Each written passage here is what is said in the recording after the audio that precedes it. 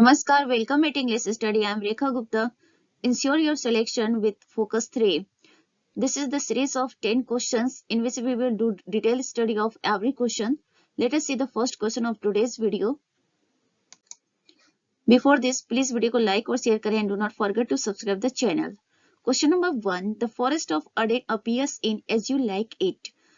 Shakespeare से question है. Shakespeare का फेमस वर्क है, one of the famous work as you like it. It is romantic comedy और इसमें फॉरेस्ट ऑफ अर्डेन का जिक्र हुआ है. तो वही पूछा जा रहा है कि फॉरेस्ट ऑफ अर्डेन शेक्सपियर के किस प्ले में देखने को मिला है. तो that is as you like it. Genre है इस प्ले का पेस्टोरल कॉमेडी. रिटेन 1599. पब्लिश्ड होता है फर्स्ट फोलियो में. तो शेक्सपियर के जितने भी प्लेस हैं वो फर्स्ट फोलियो में पब्लिश्ड होते हैं except one, that is Pericles. Theme है इस प्ले का love, love at first sight. Protagonist Rosalind, antagonist Duke Frederick. Fact देख लेते हैं. Rosalind as a male shepherd named Ganymede, Duke Senior banister Duke. देखिए यहाँ पे जो फोकस करने वाली फैक्ट्स है वो क्या है कि रोसालिंड जो है वो एज यू लाइक इट में अपना वेश बदल के शेफर्ड बन जाती है. Rosalind is in disguise form of a shepherd named Ganymede और ड्यूक सीनियर जो है वो बेनिस ड्यूक है इस प्ले में एज यू लाइक इट में. तो याद रखेंगे the forest of Arden is appeared in as you like it. Question number 2. Who author the long essay commenting on the Porter scene in Macbeth? Thomas De Quincey. Macbeth में एक porter scene है, उसी को लेकर Thomas De Quincy ने एक एसे लिखा है. एसे का टाइटल है on the knocking at the get in Macbeth. तो याद रखेंगे what the title of the essay, on the knocking at the get in Macbeth. किसका है? टॉमस डी क्विंसी का है. इसमें इन्होंने क्या प्रेजेंट किया है? मैकबेथ में जो पोर्टर सीन है उसको लेकर उन्होंने कमेंट किया है. पब्लिश्ड होता है इनका एसे 1823 में. याद रखेंगे on the knocking at the get in Macbeth जो एसे है वो 1823 का एसे है और टॉमस डी क्विंसी का है. Finest single critical piece of Quincey, confessions of an English opium eater Quincey. तो देखिए यहाँ पे क्विंसी जो है टॉमस डी क्विंसी है, इनका ये फाइनेस्ट सिंगल क्रिटिकल पीस माना जाता है. किसे? इस एसे को on the knocking at the get in Macbeth को, जिसमें उन्होंने पोर्टर सीन पे कमिट किया है. और इनका एक और फेमस वर्क है confessions of an English opium eater.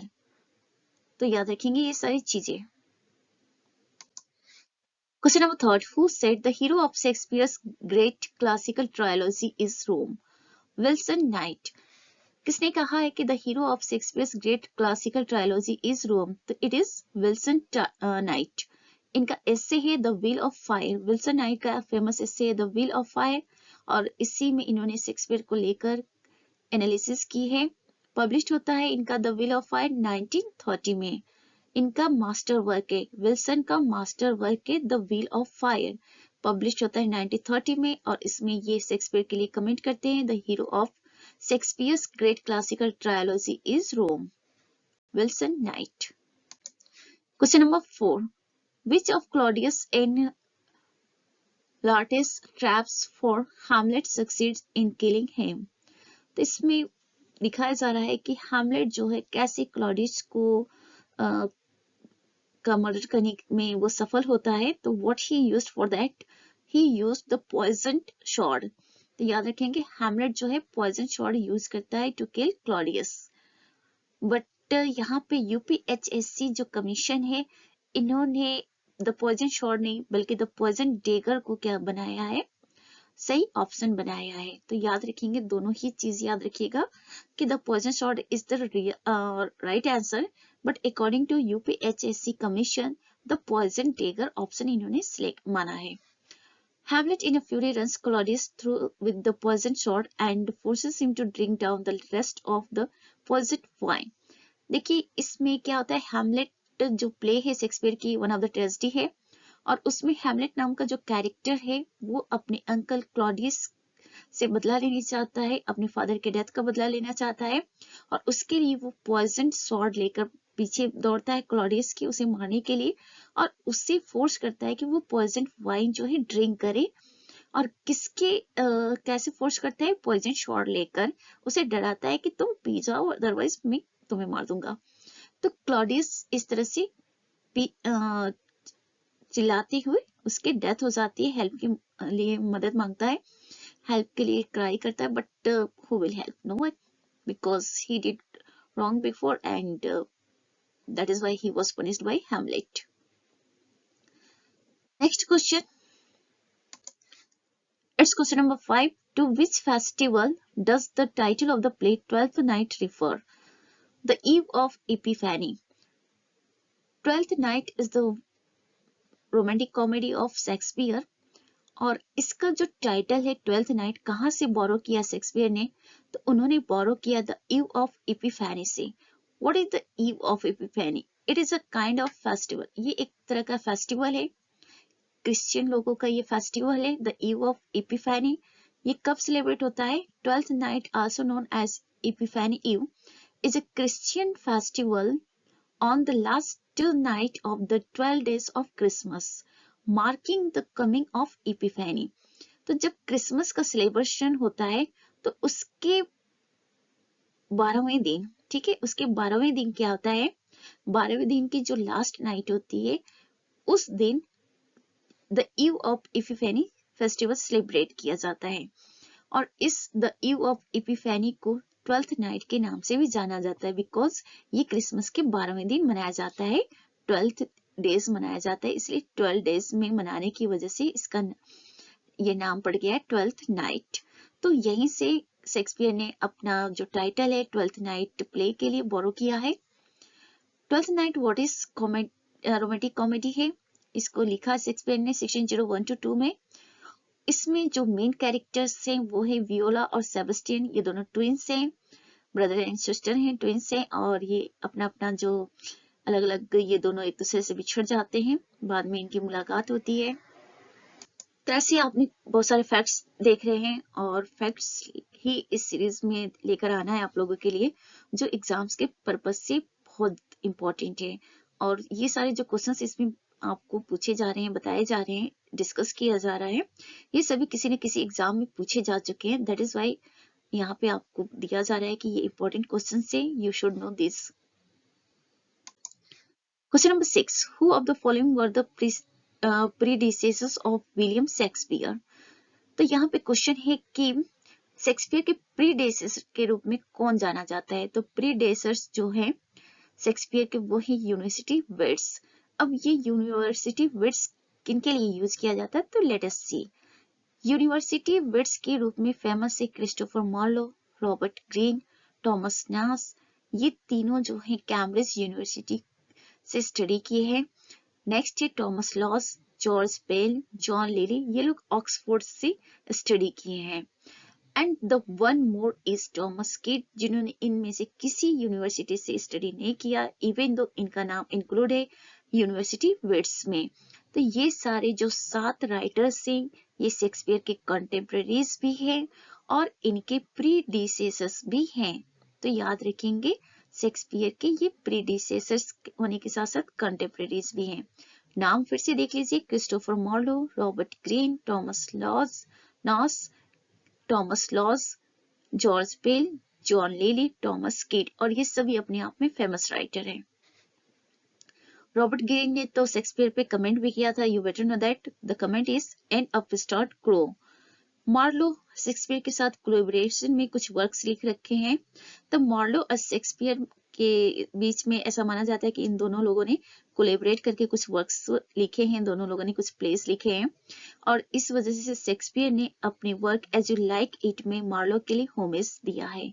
तो याद रखेंगे, क्वेश्चन पूछा जा सकता है कि शेक्सपियर ने मार्लो के लिए अपने किस वर्क में होमेज दिया है, तो that is as you like it.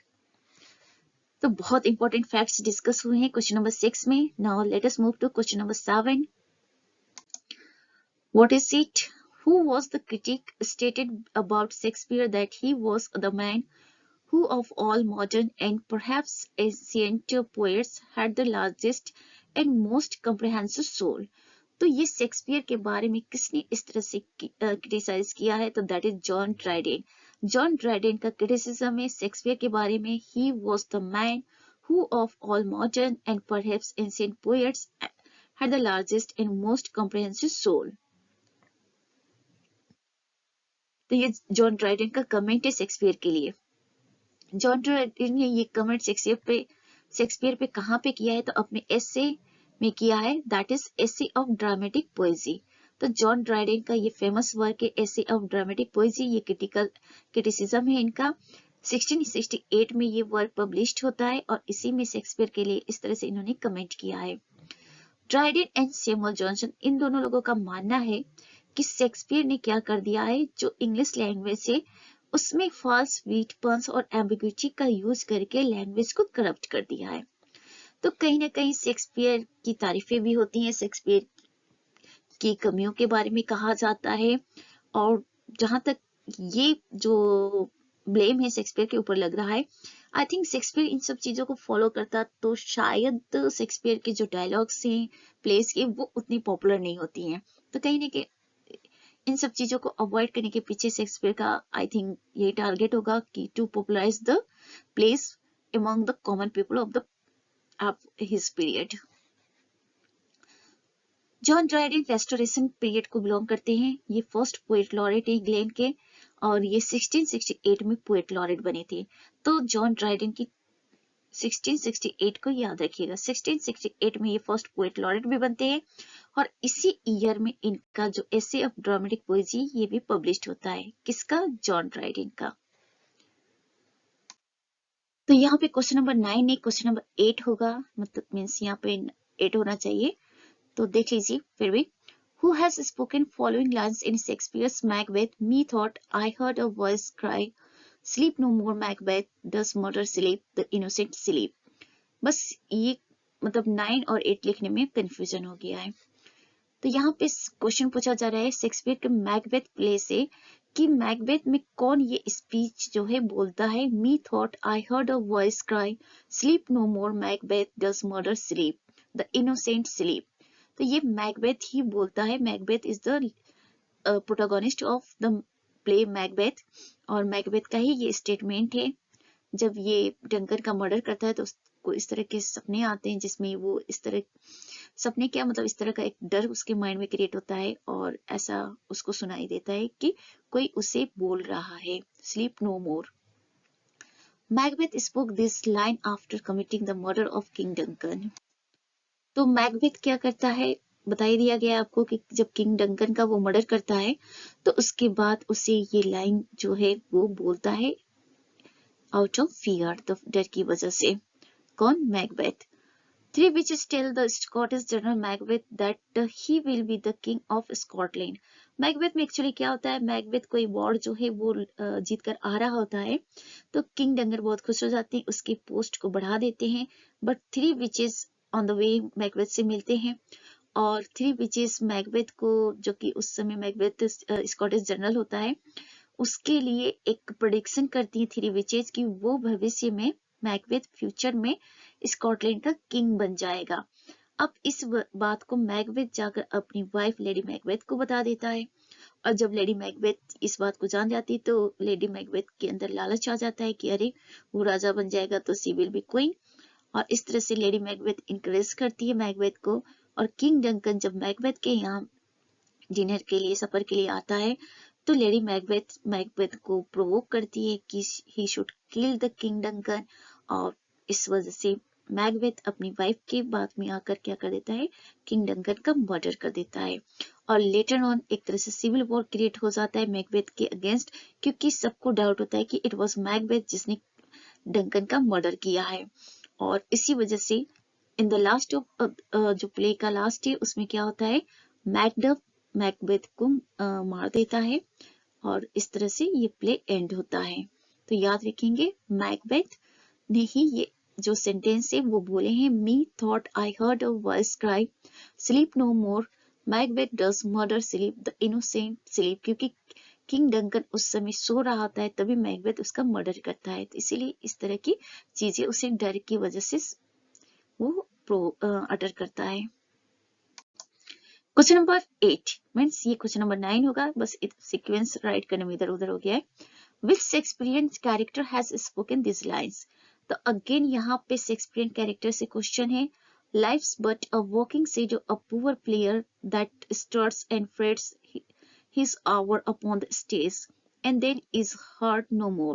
It is a tale told by an idiot full of sound and fury, signifying nothing. तो देखिए बहुत ही खूबसूरत ये स्पीच है और ये भी स्पीच मैकबेथ का ही है, मैकबेथ से लिया गया है। तो मैकबेथ प्ले में मैकबेथ कैरेक्टर का ही ये स्पीच है।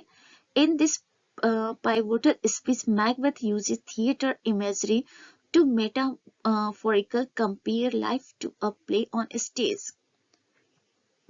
तो इस स्पीच में मैकबेथ क्या कहता है कि लाइफ क्या है,